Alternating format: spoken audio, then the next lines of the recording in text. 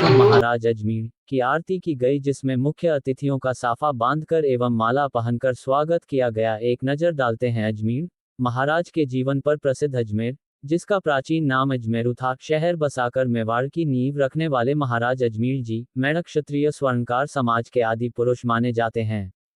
ऐसा कहा जाता है कि महाराज अजमेर ब्रह्मा द्वारा उत्पन्न अत्रि की 28वीं पीढ़ी में त्रेता युग में जन्मे थे। वे मर्यादा पुरुषोत्तम श्री राम के समकालीन ही नहीं बल्कि उनके परम मित्र भी थे। महाराजा अजमेर जी के पिता का श्रीहस्ती थे, जिन्होंने महाभारत काल में वर्णित हस्तिनापुर नगर को बसाया था। अजमेर जी ज्येष्ठ पुत्र होने के कारण हस्तिनापुर राजगद्दी के उत्तराधिकारी हुए और बाद में अजमेर जी प्रतिष्ठानपुर प्रयाग एवं हस्तिनापुर दोनों राज्यों के भी सम्राट हुए। प्रारंभ में चंद्रवंशियों की राजधानी प्रयाग प्रतिष्ठानपुर में ही थी।